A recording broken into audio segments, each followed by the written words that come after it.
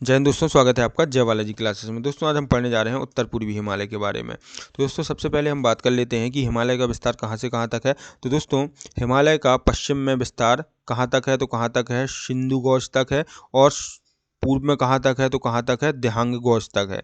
अब दोस्तों इस दिहांग गौज को ब्रह्मपुत्र गौज के नाम से भी जाना जाता है। क्यों? क्योंकि दोस्तों इस गौज का निर्माण ब्रह्मपुत्र नदी के द्वारा किया जाता है।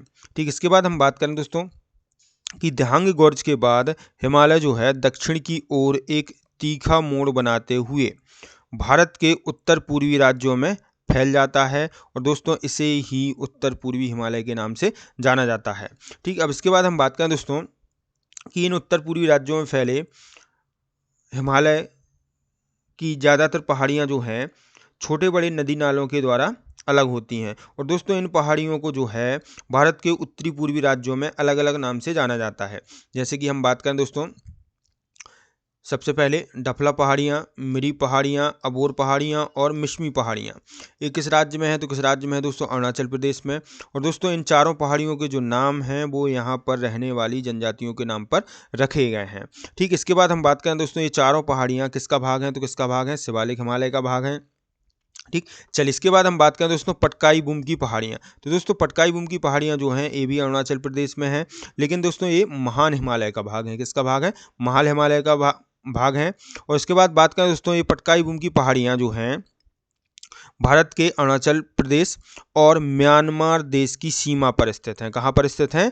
म्यांमार देश और भारत के अरुणाचल प्रदेश नामक राज्य की सीमा पर स्थित हैं। ठीक, इसके बाद हम बात करें दोस्तों नागा पहाड़ियाँ। तो नागा पहाड़ियाँ कहाँ पर हैं दोस्तों? नागालैंड में है।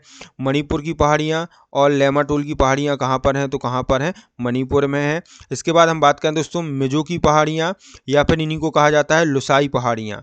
ये पहाड़ियाँ जो कहाँ पर हैं, तो दोस्तों ये पहाड़ियाँ मणिपुर में स्थित हैं। इसके बाद हम बात करें दोस्तों त्रिपुरा की पहाड़ियाँ। तो दोस्तों त्रिपुरा की जो पहाड़ियाँ हैं ये त्रिपुरा में स्थित हैं। अब दोस्तों इसके बाद बात करें दोस्तों कि ये सारी पहाड़ियाँ जो आप हरे कलर से देख रहे हैं, ग्रीन कलर से, ये सारी पहाड़ियाँ जो हैं महान हिमालय का भाग हैं। किसका भाग है? महान हिमालय का भाग है। इसके बाद हम बात करें दोस्तों गारो पहाड़ियाँ, खासी पहाड़ियाँ और जैंतिया पहाड़ियाँ, एक किस राज्य में स्थित हैं, तो किस राज्य में स्थित हैं? मेघालय में स्थित हैं। इसके बाद बात करें दोस्तों मिकिर पहाड़ियाँ। तो दोस्तों मिकिर पहाड़ियाँ किस राज्य में है, तो किस राज्य में है? असम राज्य में है। इसके बाद बात करें दोस्तों बारेल पहाड़ियाँ। तो दोस्तों बारेल पहाड़ियाँ जो हैं ये मणिपुर और असम राज्य की बॉर्डर पर स्थित है। इन सारी पहाड़ियों को हम एक एक करके बड़े अच्छे से पढ़ने वाले हैं दोस्तों आगे। तो आइए दोस्तों सबसे पहले हम बात कर लेते हैं जो अभी हमने समझा है कि हिमालय की सबसे पूर्वी सीमा का निर्धारण कौन सी नदी करती है, तो कौन सी नदी करती है? ब्रह्मपुत्र नदी करती है। ठीक, इसके बाद बात करें दोस्तों कि दिहांग गौज के बाद हिमालय दक्षिण की ओर एक तीखा मोड़ बनाते हुए कहाँ पर फैल जाता है, तो कहाँ पर फैल जाता है? भारत के उत्तरी पूर्वी राज्यों में फैल जाता है। इन्हें ही उत्तरी पूर्वी हिमालय के नाम से जाना जाता है। ठीक, इसके बाद हम बात करें दोस्तों कि उत्तर पूर्वी हिमालय की ज़्यादातर पहाड़ियाँ जो हैं किसके द्वारा अलग होती हैं, तो किसके द्वारा अलग होती हैं? छोटे बड़े नदी नालों के द्वारा अलग होती हैं। ठीक, चलिए इसके बाद हम बात करें दोस्तों कि उत्तर पूर्वी क्षेत्र में फैली हिमालय की इन श्रेणियों को अलग अलग राज्यों में अलग अलग नाम से जाना जाता है। तो आइए दोस्तों इन पहाड़ियों को देख लेते हैं। तो दोस्तों सबसे पहले बात करें दोस्तों अरुणाचल प्रदेश राज्य की। तो दोस्तों अरुणाचल प्रदेश में देखें तो कौन कौन सी पहाड़ियाँ हैं, तो कौन कौन सी पहाड़ियाँ हैं दोस्तों? डफला पहाड़ियाँ, मिरी पहाड़ियाँ, अबोर पहाड़ियाँ, मिसमी पहाड़ियाँ और पटकाई बूम पहाड़ियाँ। तो दोस्तों इनमें से जो ये चार पहाड़ियाँ हैं डफला, मिरी, अबोर और मिसमी पहाड़ियाँ, ये तो शिवालिक हिमालय का भाग हैं, और दोस्तों इन पहाड़ियों का जो नाम है वो यहाँ पर रहने वाली जनजाति के नाम पर रखा गया है। इसके बाद हम बात करें दोस्तों पटकाई बूम पहाड़ियों की। तो दोस्तों पटकाई जो पहाड़ियाँ हैं ये महान हिमालय का भाग हैं, और दोस्तों ये पहाड़ियाँ जो हैं अरुणाचल प्रदेश व म्यांमार देश की सीमा पर स्थित हैं। तो आज दोस्तों देख लेते हैं कि डफला, मिरी, अबोर और मिसमी पहाड़ियाँ जो हैं ये शिवालिक हिमालय का भाग हैं, और दोस्तों इन पहाड़ियों का नाम यहाँ रहने वाली जनजातियों के नाम पर रखा गया है। ठीक, इसके बाद हम बात करें दोस्तों पटकाई बूम की पहाड़ियाँ जो हैं अरुणाचल प्रदेश और म्यांमार देश की सीमा पर स्थित हैं, तथा दोस्तों ये पहाड़ियाँ महान हिमालय का भाग हैं। ठीक, चलिए इसके बाद हम बात करें दोस्तों नागालैंड में कौन सी पहाड़ियाँ स्थित हैं, तो कौन सी पहाड़ियाँ स्थित हैं? नागा पहाड़ियाँ स्थित हैं। इन पहाड़ियों की सबसे ऊंची चोटी कौन सी है, तो कौन सी है दोस्तों? माउंट सारामती है। ठीक। चलिए इसके बाद हम बात करें दोस्तों, इन पहाड़ियों पर एक शहर स्थित है जो कि भारत की पूर्वतम राजधानी है। तो कौन सा शहर है दोस्तों? वो कोहिमा शहर है। कौन सा शहर है? कोहिमा शहर है। चलिए इसके बाद हम बात करें दोस्तों कि इन पहाड़ियों पर रहने वाली जनजातियों द्वारा कौन सी खेती की जाती है? तो कौन सी खेती की जाती है दोस्तों? स्थानांतरित खेती की जाती है। इसी को झूम खेती के नाम से भी जाना जाता है। तो आइए दोस्तों देख लेते हैं कि नागा पहाड़ियाँ कहाँ पर है? नागालैंड में है। और दोस्तों इन पहाड़ियों की सबसे ऊंची चोटी कौन सी है? तो कौन सी है दोस्तों? माउंट सारामती है। इसके बाद हम बात करें दोस्तों कि इन पहाड़ियों में स्थित कोहिमा शहर जो है भारत की पूर्वतम राजधानी है। ठीक। चलिए इसके बाद हम बात करें दोस्तों कि इन पहाड़ियों में रहने वाली जनजातियों द्वारा स्थानांतरित खेती की जाती है। कैसी खेती की जाती है? स्थानांतरित खेती की जाती है। और यहीं पर लिख लेना दोस्तों कि इसी खेती को झूम खेती भी कहते हैं। ठीक। चलिए इसके बाद हम बात करें दोस्तों मणिपुर की। तो दोस्तों मणिपुर में कौन कौन सी पहाड़ियां हैं? तो दोस्तों मणिपुर में मणिपुर पहाड़ियाँ और लेमाटोल की पहाड़ियाँ स्थित हैं।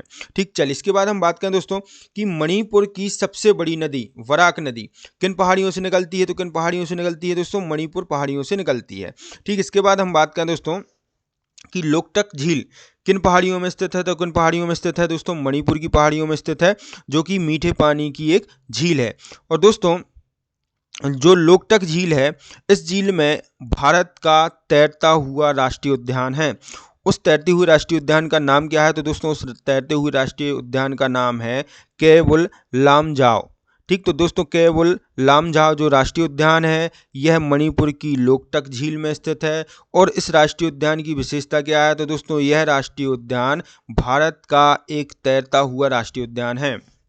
तो आइए दोस्तों देख लेते हैं कि मणिपुर की सबसे बड़ी नदी बराक नदी किन पहाड़ियों से निकलती है? दोस्तों इन्हीं अर्थात मणिपुर पहाड़ियों से निकलती है। इसके बाद बात करें दोस्तों लोकटक झील कहाँ पर है? तो कहाँ पर है? मणिपुर में है, जो कि एक मीठे पानी की झील है, जो कि इन्हीं पहाड़ियों में स्थित है, अर्थात मणिपुर की पहाड़ियों में स्थित है। और दोस्तों इस पहाड़ी में केवल लामजाओ राष्ट्रीय उद्यान स्थित है, जिसे तैरता हुआ राष्ट्रीय उद्यान कहते हैं।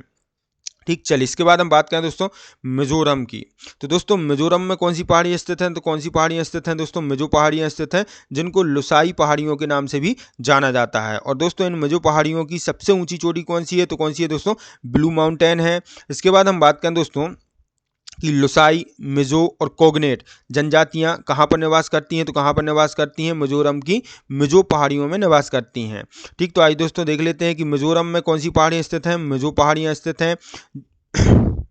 चलिए इसके बाद हम बात करें दोस्तों कि मिजो पहाड़ियों को लुसाई पहाड़ियों के नाम से भी जाना जाता है। इसके बाद बात करें दोस्तों कि इन पहाड़ियों की सबसे ऊंची चोटी कौन सी है? तो कौन सी है दोस्तों? ब्लू माउंटेन है।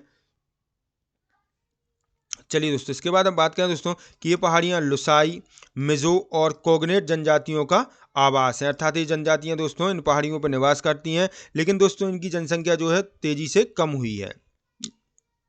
ठीक है। चलिए इसके बाद दोस्तों देखें हम मेघालय की पहाड़ियाँ। तो दोस्तों मेघालय में कौन कौन सी पहाड़ियाँ हैं? तो दोस्तों मेघालय में गारो, खासी और जैंतिया नामक पहाड़ियाँ स्थित हैं।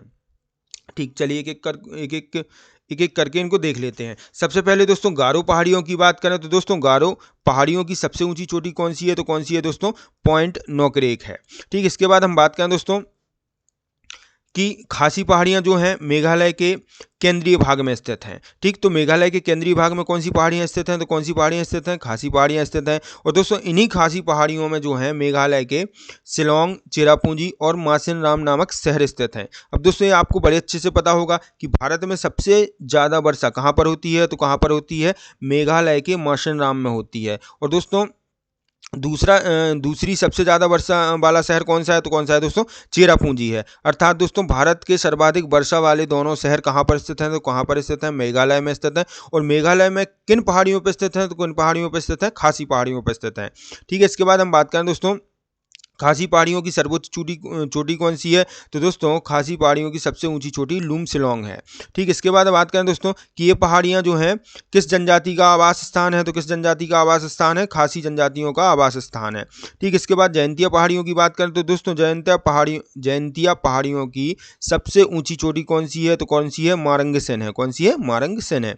तो आइए दोस्तों देख लेते हैं मेघालय की। तो दोस्तों मेघालय की बात करें तो मेघालय में कौन कौन सी पहाड़ियाँ हैं? तो कौन कौन सी हैं? गारो पहाड़ियाँ हैं, खासी पहाड़ियाँ हैं और जयंतिया पहाड़ियाँ हैं। ठीक। सबसे पहले गारो पहाड़ियों की बात करें तो दोस्तों गारो पहाड़ियों की सबसे ऊंची चोटी कौन सी है? तो कौन सी है? पॉइंट नोकरेक है। इसके बाद दोस्तों खासी पहाड़ियों की बात करें दोस्तों, खासी पहाड़ियाँ मेघालय में कहाँ पर स्थित हैं, तो मेघालय के केंद्रीय भाग में स्थित हैं। ठीक, इसके बाद बात करें दोस्तों खासी पहाड़ियों में कौन कौन से शहर स्थित हैं, तो कौन कौन से शहर स्थित हैं, शिलोंग, चेरापूंजी और मौसिनराम नामक शहर स्थित हैं। अब दोस्तों भारत में सर्वाधिक वर्षा कहाँ पर होती है, तो कहाँ पर होती है, मौसिनराम में होती है। और दोस्तों दूसरा सर्वाधिक वर्षा वाला स्थान कौन सा है, तो कौन सा है, चेरापूंजी है। ठीक है, लिख लेना आप।